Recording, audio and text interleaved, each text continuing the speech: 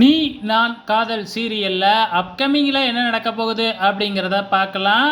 So ரொம்ப நாள் இழுத்தடிக்காமல் டக்குன்னு பார்த்திங்கன்னா அனு ஆகாஷ் கல்யாணத்தை முடித்து வச்சுட்டாங்க இந்த சீரியலில். இதுக்கப்புறம் தாங்க பிரச்சனையே ஆரம்பிக்க போகுது.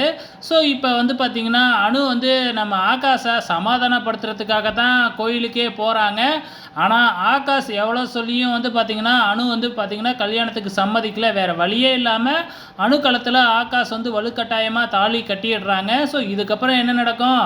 ஸோ தாலி கட்டிட்டா பார்த்திங்கன்னா வேறு வழியே இல்லை, ஒன்றா சேர்ந்து தான் வாழ்ந்து ஆகணும். ஸோ இப்போ ஃபஸ்ட் எடுத்த உடனே அணு வீட்டுக்கு தான் போகிறாங்க. அங்கே பார்த்திங்கன்னா அதிர்ச்சி அடைகிறாங்க. அதிர்ச்சி அடைஞ்சாலும் வேறு வழியே இல்லை.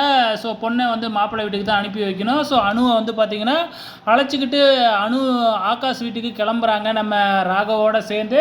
ஸோ அங்கே போயிட்டு பார்த்திங்கன்னா நம்ம ராகவ் போயிட்டு சுந்தரியை ஆரத்தி தட்டோட வாங்க அப்படின்னு சொல்லி பார்க்கும்பொழுது நம்ம அனு ஆகாஷ் கல்யாண கோலத்தில் நிற்கிறாங்க. இதை பார்த்த உடனே சுந்தரிக்கு பயங்கரமாக அதிர்ச்சியாக இருக்கும். ஏன்னா அவங்க போட்ட திட்டம் எல்லாமே பாழாக போயிடுச்சு இல்லையா. ஸோ எவ்வளவோ திட்டம் போட்டாங்க, ஜோசியரை வச்சு பொய்யெல்லாம் சொல்லி பார்த்தாங்க. ஆனால் அது எல்லாத்தையுமே தவிடுபொடி ஆயிடுச்சு. ஸோ இப்போ 2 பேத்துக்கும் கல்யாணமுமே ஆயிடுச்சு. இதுக்கப்புறம் சுந்தரியால் எதுவுமே பண்ண முடியல.